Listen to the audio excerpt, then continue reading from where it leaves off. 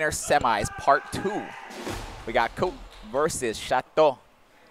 Ninjara versus Dr. Coyle. Do you speak French? Yes. Nice. We see. Oh, Spanish. Monfer. All right, here we go. Winner semis. So we got more Dr. Coyle action happening here on this stage. DC's favorite stage, Mausoleum. Well, the best Ninjara in the world. Of course, both of these guys being on the same team, being from the same country, they do have experience against each other, correct? Yeah, they definitely played each other at just random like Tokaigis and random tournaments like that. Tokaigi, potato. Yep. So we got the Tri-Blast and the Roaster coming from Ninjara. Like I said, who loves the explosion arms, but so does Chateau. He's learning the double nades. They see 3 nades on the field.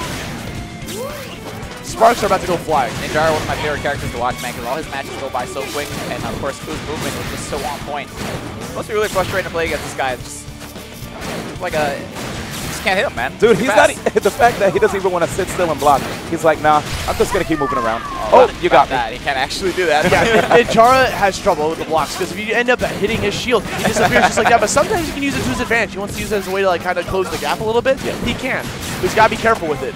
There he goes. Snuck in right there. Very sneaky, connecting that grab, slamming into the center stage. Gets another grab. No, I don't care that you're invisible. Exactly. I know where you are. I'm a Literally. ninja. I love that. Trying to bridge the gap between HP with those grabs. They a ton of damage. Try to jump over the nades. I don't know if Chateau's going to give him an opportunity to get that rush off. It doesn't matter. Connects another grab. Could easily win this round if he manages to connect one more rush. Y'all thought I was joking, man. He knows his wing condition and his grab. It's a rush. Coyle taking round number 1. Ku did a phenomenal job with that rush there because he saw the nades coming towards him, but they weren't charged. There was no explosion that was going to happen, so it was like, you know what? I can actually negate this completely with a rush attack, and that's exactly what he did. Wow, so number 2, yeah. Ultra smart play. We see the front shot coming out. So we got the Fun Chuck, man. He's got that stun factor, allows him to connect that grab right afterwards. Exactly. Look at the movement again from Ninjara, just moving to the right constantly, making it difficult for Dr. Coyle. But Dr. Coyle, yeah. Only 145, not too much, but still a lot of damage that he's going to have to deal with. Same as a grab. Is it me or is Ku not even bothering to charge his arms, dude? He's going in there with those neutral punches. He doesn't have time. He's moving and grooving, dog. He never stops for any amount of time. Until he gets that knockdown, then you see it. That's the most opportune time to go for the charge, is when you have your opponent knocked down, when they're not throwing punches at you constantly. Because the second you commit to that charge, you're committing to it, and then you can get punched immediately. Especially against a character like Dr. Coyle, who can have multiple arms. I don't think you're going to be charging anytime soon. Now we see Coyle is hitting at less than 25% HP. I wonder if he's going to be looking for those grabs again like we saw in the last round to bring it back. See if he can throw out that Tri-Blast. Tries to connect him, but gets hit by the Fun Chuck again. I don't know. Oh, there we go. Get the explosion into a rush attack because he was so far in the air. It was kind of easy to get that connection. No. That's exactly where he was. Dog, in Chateau's defense, though, generally you have enough invincibility not get grabbed immediately on a wake up like that. Yeah. That grab was so well timed by Ku. As soon as he lost his invincibility from his wake up, instantly grabbed. Nothing you can do about that, even though you're invisible, my dude. That is a comeback kid factor if I've ever seen one, man. Ku, both rounds, super low on health, brings it back. When we thought he was going to lose the round, both times. You know, I talked about how he doesn't charge his arms very often, but the one time he saw him charge his arms, get that explosion, instant rush, bring it back, instant grab on wake up, ends around in less than, like, what, 5 seconds? Saving his secret technique for the last. He plays the entire match with weighted clothing on. Then when he wants to really win, he takes off the weighted clothing, charges his arms. He actually does. You know, takes a W. I just can't believe the fact that he was able to time the meeting. I know a lot of people in the earlier stages of ARMS. Yeah, dude, still to this day. Not only is it hard to do, but that character's invisible when she's waking up. Dude, a meaty grab on an invisible character. Skills.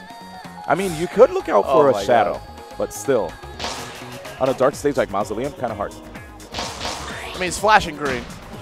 See you later. All right, so Aussie, I remember yesterday when we were casting, we saw a lot of Temple Grounds. Haven't seen Temple Grounds once today, but a lot of Buster Beach and a lot of Mausoleum.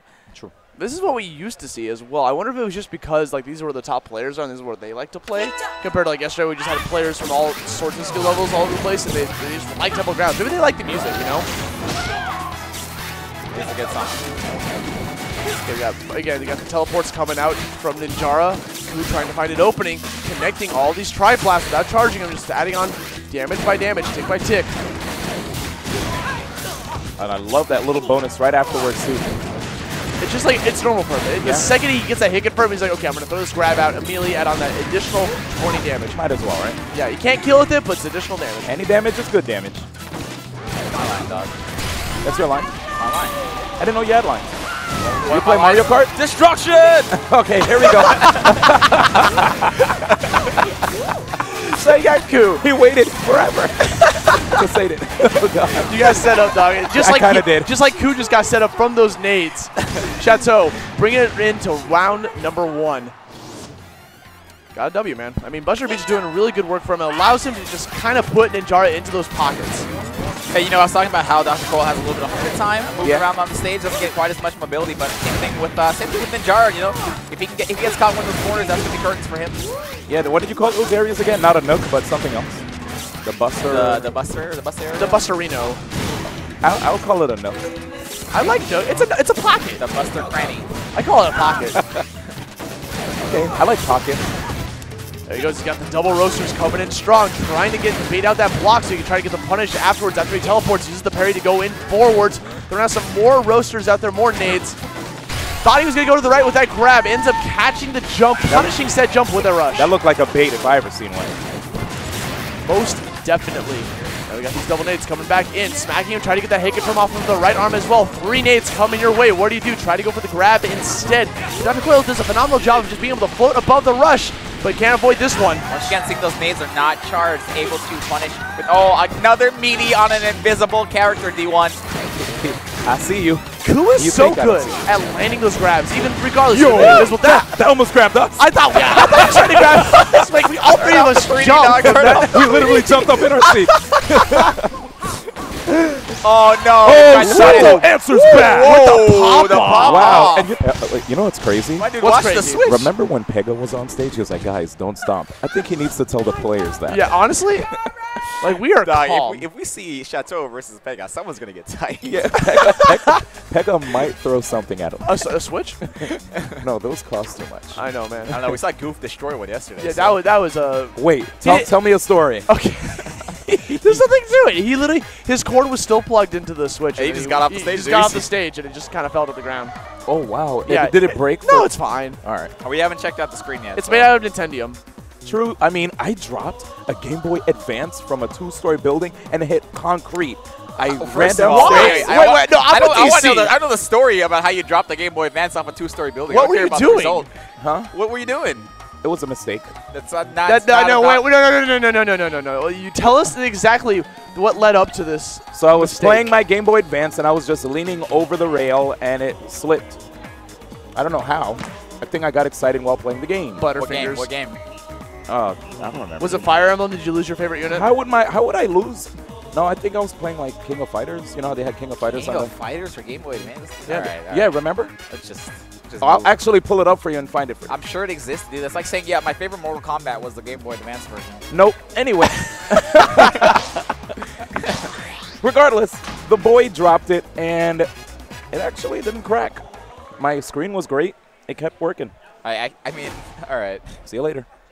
Was it a regular or an SP? SP was it? No, regular. Yeah. All right. SP would exploded. Match number 3, winner semis part 2, Ku versus Chateau. If you're just now tuning in. We got explosions coming out from both competitors here. Both of them, everyone using just the explosion element. I feel like this is like the meta game for Japan. They just love nades. They love tri-blasts. The explosion. First of all, the explosion does a ton of damage, and if you have your rush on deck, that's a guaranteed connection, man. So I don't blame him. Goes nice evasion coming from Ku, trying to figure out which direction he's going to go. Doesn't want to commit to the grab just yet because he does have a rush at the ready. If he commits to that rush, he might not get punished for it. Ooh, my dude flirting with disaster, dodges right back into it. And this is the downside of Ninjara. You know, he can't actually block the hit because he wanted to just block to play it safe. Because he gets hit by it, it teleports him into the direction that the opponent forces him into. I think the hardest thing is that, you know, he has the Tri-Blast on the right side. Whenever he tries to punish the rush, it's a light arm, so it loses to every single one of the rush punches. Again, Ku recognized that the nades were not charged up, which is why he went for the rush, but it was just a little bit too close to his face, so he gets knocked out of it, using up his entire meter. Good evasion again that we're seeing from Ku. Look at this, dude. Barely touching him, too. He's getting a shave right now. You see him trying to parry in, throwing the grab to his left, expecting Shatu to sidestep to the left. Gets that rush, wins a round. Pop-off again? Pop-offs every round. He's still talking. Okay, so... Yo, Shato's looking at the screen. Is that him or Dr. Coyle? Honestly, I thought Shato was laughing too. Wait, is his hair green? I wouldn't pop off too early. Only one round has gone by, and Cool's not out of this just yet. Oh, there we have it. Using some visibility to get through. Teleportation. Got the rush ready to go. Trying to close that gap. Trying to throw out that rush in case it hits the wall. He can easily confirm that into a rush. Here we go. Where's he going? Tries to get that grab that he's so known for because he can risk it when his opponent doesn't have rush ready to go. I think it's worth mentioning all these matches that Cool has been playing against Chateau. He's been at a disadvantage state for most of them, man. He's been losing almost every single round, and at the end of the round, if he wins, it's because he got like a rush connection to a ton of damage and a grab or something like that. But for the most part, it seems like Chateau has his number in the neutral. But here's Shato. Manages to nail the rush right here, 3-10. And you know Ku was thinking about trying to jump over that and try to get a grab above the rush. Just going to get to it in time. He's still been holding on that meter for quite some time, waiting for a confirm. This could be the momentum that he needs. Tries to chase him down after the grab. Throws out another grab. How risky are you? He's less than 25% health. One round away from Shatu moving on to winners finals. Ku having to go to losers. That's the Ku special, man. When he's low in HP, he knows those grabs are hard to avoid. You know your opponent's playing a little bit different once they know there's only one hit to KO you. Yo, sliver of life right here. I believe, man, he has... Oh, no. Get the shield. Oh, no! He couldn't do anything. He had to try to... Let's go. What is he screaming? Yo, my dude has better pop-offs than some Americans. Some? Yeah, you're right, like too. majority. That's crazy. Yeah, man, that was insane. The Buzz take note. I'll be honest, man, it almost feels like these guys are just like chilling at each other's house and just playing ARMS.